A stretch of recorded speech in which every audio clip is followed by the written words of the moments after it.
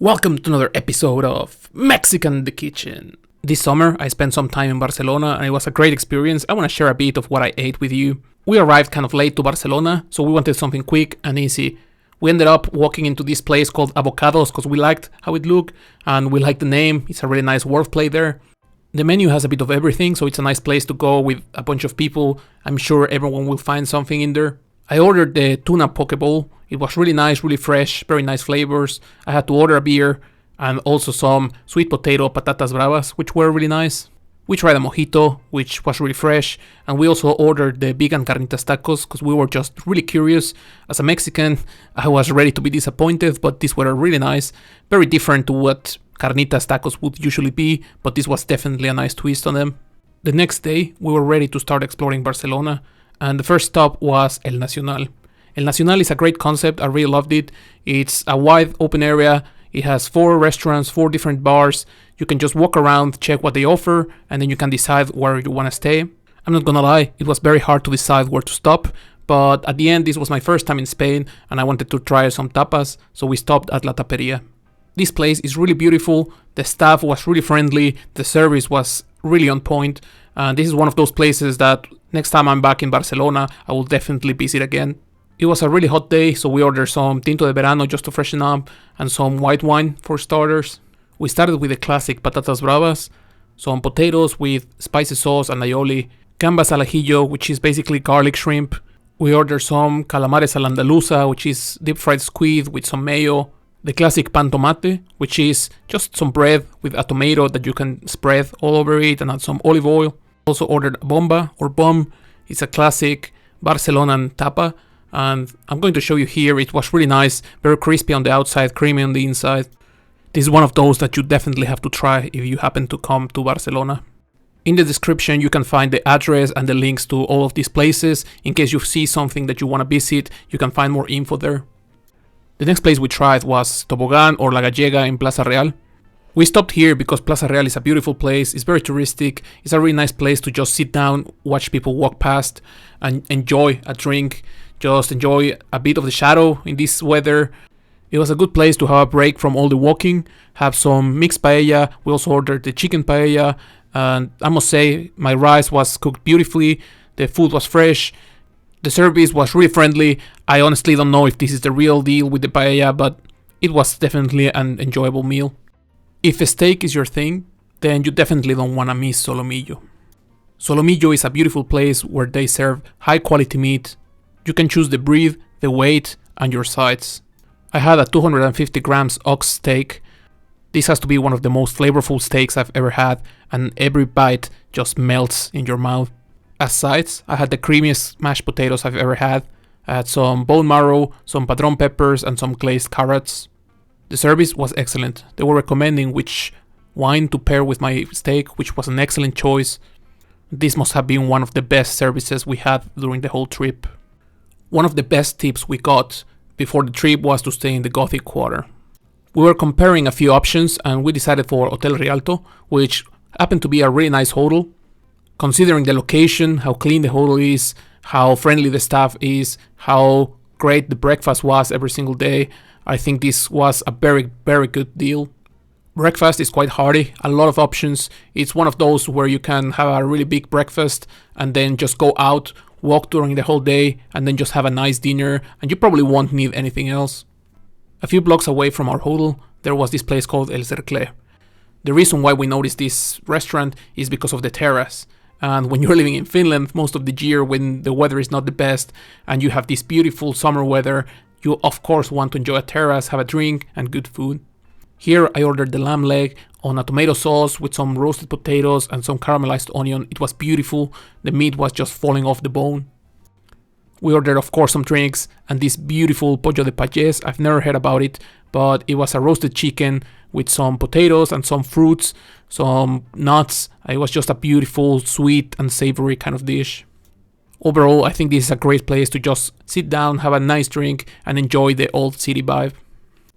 The next place we stopped at was Palo Santo. Palo Santo seemed like a very nice place. It's one of those places that immediately catches your eye. We were not exactly sure why, but we had to go in, check the menu. The menu had a bit of everything and we were not disappointed. Here I ordered the milanesa with poached egg and some tartufata, which is a bit of mushrooms and olives paste. It looks a bit questionable, but it was delicious. Once again, we ordered pan tomate because it's delicious. And here the terrace was a bit packed. They took a bit longer than they wanted. So they brought us some complimentary olives, which we thought was a very nice gesture because we didn't even notice it took so long. We also ordered this veal with some fries, caramelized onion, and I'm not gonna lie, I was a bit jealous because this dish just looks beautiful. We had quite a few mojitos during our stay, but this mango mojito is one you definitely have to taste. If you want a chill place with great food, this is definitely the place to be. One of the things to do in Barcelona is the aquarium, and we wanted to check it out because last year we were in Veracruz in Mexico and the aquarium is quite similar, but this was a really nice surprise. It's very clean, very well taken care of, and we had a great time. But our favorite thing was this axolotl. I have never seen one live. It's a Mexican creature. People are now crazy about them online, and I just wanted to check them out. They're really fun, really cute, so it's definitely something to check out.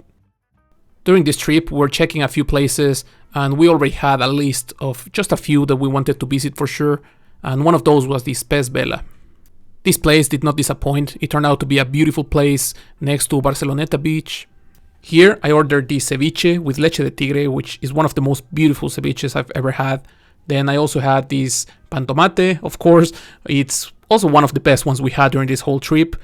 We got this massive mussel platter, which was delicious. And we also ordered some chicken we didn't even record. It was so good, we just completely forgot about it. If you are visiting Barceloneta, I would definitely recommend to plan ahead and grab something to eat here. While planning our trip to Barcelona, there was only one place I decided there's no way I'm going to miss this one, and that was Can Vilaró.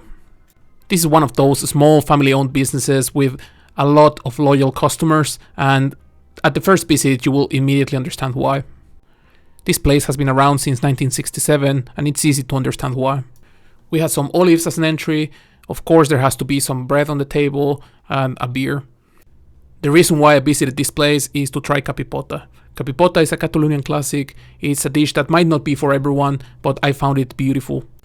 As a Mexican, I would compare capipota to pozole, where we have some grain, we use corn, they use chickpea, you have the leftover of the animal or those parts that you would not normally use, and you make a very hearty, rich, full of flavors too, where you can also feel the texture, a bit of the grease, a bit of that kind of gelatin that comes from those kind of parts, and it just gives a beautiful texture, a lot of flavor, and it's just a dish that might not be for everyone, but if you give it a chance, you will love it. I also wanted to try these lamb brain patties. I thought they were beautiful, creamy on the inside, crispy on the outside. Maybe not for everyone, but I loved them. And then we went for the most classic, just the steak and fries, in case you don't want to try something too extreme. Walking around, we also bumped into this place called Bar Mono. There was quite a few people, that's always a good sign. We were not too hungry, so we decided to go just for a few tapas. Here you can see the squid with the ink, they were beautifully cooked, the texture was great. We also had the steak tartare montadito, just tartare steak, beautifully seasoned on top of some crispy bread.